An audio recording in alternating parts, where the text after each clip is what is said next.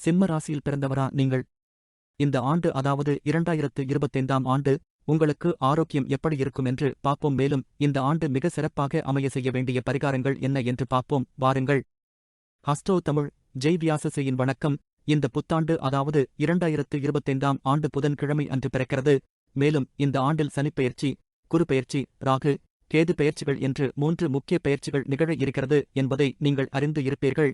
இந்த 3 பெயர்ச்சிகளும் சேர்ந்த 2025ஆம் ஆண்டு சிம்ம ராசிக்காரர்களின் ஆரோக்கியம் எப்படி இருக்கும் என்று பார்ப்போம். ஆரோக்கியத்தைப் பொறுத்தவரை சிறு பிரச்சனைகள் வரலாம் என்றாலும் ஒட்டுமொத்த ஆரோக்கியம் நன்றாக இருக்கும் என்றுதான் சொல்ல வேண்டும். உடல் ஆரோக்கியம் குறித்து ஆலோசனைகள் பெறுவது முக்கியம்.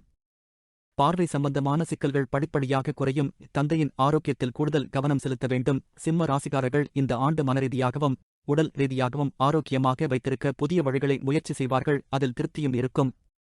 என்றாலும் மார்ச் மாதத்திற்கு பிறகு உடல்நிலையில் சிறு சிறு பிரச்சனைகள் வரலாம். இவ்வயதில் மூத்த சிம்ம ராசிக்காரர்களுக்கு எலும்புகள், தோல் ஒவ்வாமை அல்லது ஆஸ்துமா தொடர்பான பிரச்சனைகள் தொந்தரவு செய்யலாம். ஆண்டின் 2ஆம் பகுதி சனி பெயர்ச்சியால் ஆரோக்கிய சற்று பலவீனமாக மாறலாம். என்றாலும் குருவின் பார்வை அனுகூலமாக இருக்கும். சிம்ம ராசி பெண்களுக்கு வயிறு தொடர்பான பிரச்சனைகளை சந்திக்க நேரிடலாம். மருத்துவ பரிசோதனை தேவைப்படலாம். ஆரோக்கியமான உணவு மற்றும் பழங்களை உட்கொள்வது நல்ல ஆரோக்கியத்தை பராமரிக்க உதவும். வயதான சிம்ம ராசி ஆண்களுக்கு மூட்டு மற்றும் கால் வலி வர வாய்ப்பு உள்ளது. கவனம் அவசியம். இந்த ஆண்டு, அதாவது 2025ஆம் ஆண்டு சிம்ம ராசிக்காரர்களுக்கு சிறப்பாக அமைய செய்ய வேண்டிய பரிகாரங்கள் என்ன என்று பார்ப்போம். ஞாயிற்றுக்கிழமைகளில் சிவன் பூஜை செய்வது தொழிலில் முன்னேற்றத்தை கொடுக்கும். தினமும் சிம்ம ராசிக்காரர்கள் கண்டிப்பாக சூரிய பகவானை வழிபட வேண்டும்.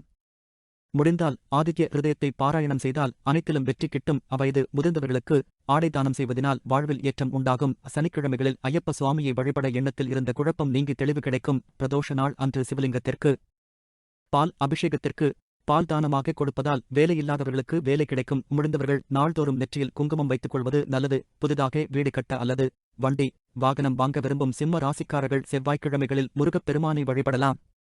இங்கு சொல்லப்பட்ட கருத்துக்கள் மற்றும் பரிகாரங்கள் எல்லாம் பொதுவானவை ஆகும்.